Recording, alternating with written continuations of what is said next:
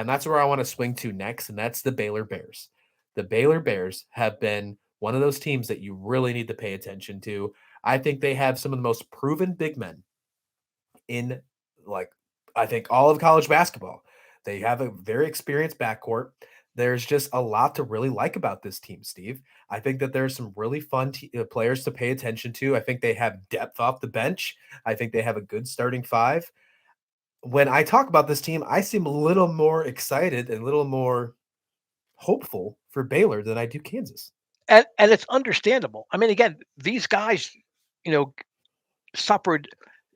I don't know that I've ever seen a college basketball team, a top 10 college basketball team, suffer as many critical injuries, not only in the preseason, but it just seemed like every other week, another big contributor, another big piece was getting hurt and was going to either miss games or miss the rest of the season. I can see where people would be a little bit hesitant, and I think in my mind, I still have that doubt. Are these guys going to come back? The guys that are returning going to come back from these injuries and return to the form that brought a national championship team not that long ago there? Or is this going to be a roster where that maybe those injuries linger a little bit? Maybe it slows them down just enough that, considering the increased volume of talent in the Big 12 now from top to bottom, does that kind of taint what they can do on the floor? I don't know yet. I think just as we have to really see, will Kansas be able to adapt, and replace the team, the guys that left? Can Baylor stay healthy, and can they realize the tremendous potential on this roster? They have a lot to rely on initially right off the bat with some unprovens, at least for Baylor in the aspect. Keontae George coming in, 5-star recruit. There's thoughts that he might start initially right off the bat. If he's not ready, there could be maybe D'Antoine Grimes coming in. He's a JUCO transfer, averaging 14 points a game.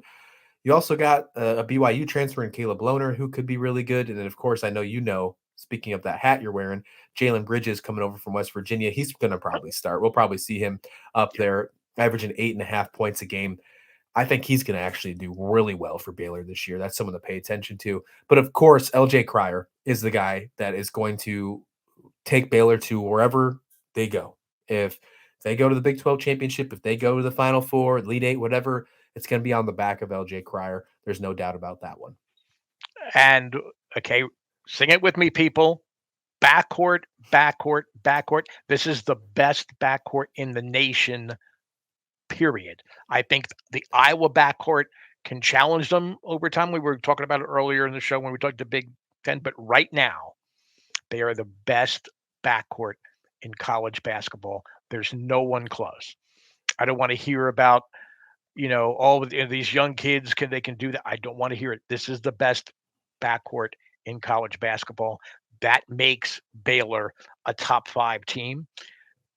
Adam Flagler, perfect complement to Cryer. I mean, they just play off each other's skill sets so well. As that backcourt goes, so goes Baylor. And if they maintain that status of being the best backcourt in the nation, Mm-hmm. yeah, I know we're already into 4 conferences, and I think we've talked about a Final Four team now. This would be a third time that I would have said this. So I'm already saying that Creighton and Iowa and Baylor are a Final Four team. It's the guard play.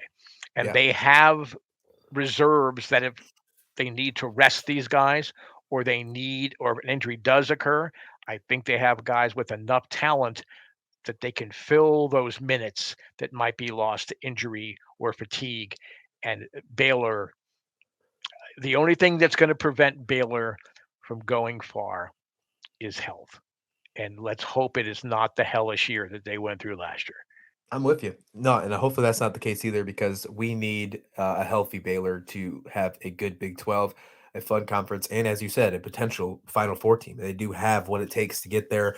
Looking at Baylor, they start off the season with a game, 4 games in against Virginia in the main event. They also take on Marquette in the Big East Big 12 battle. That's what their month of November really tough games look like, and some big games in December. They start off the month against Gonzaga in Spokane, and then they play Washington State in the Pac-12 Coast to Coast Challenge and end the year at Iowa State. So a couple tough games to start off 2022 heading into the new year. I don't know if we're going to really get a full snapshot of what Baylor looks like after these basketball games. I think we might have a decent idea, but nothing in comparison to probably Kansas. I think we'll probably have a better idea of what Kansas looks like rather than Baylor. We're really going to see, honestly, just like you said, if Baylor can stay healthy through November and December, that's probably the biggest thing. Not the strength of the schedule in this one. Obviously, if they, lay an egg, that's a different story. But if they can be healthy through the 12 games of 2022, that's a big sign.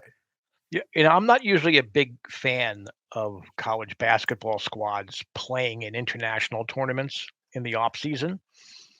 I think it was important for them to go to Canada to play in that tournament.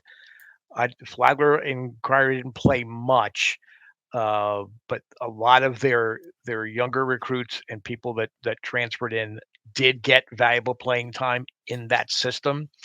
I think should really assure any doubters about Baylor that they have the talent and the depth to overcome the injuries. Not that they had a bad roster last year, but I don't know that they really had the time tested players that going into that international tournament in the off season, making that trip. I think that's really put out of people's minds, or it should, whether Baylor is good enough, even with an injury or two, to make a deep run.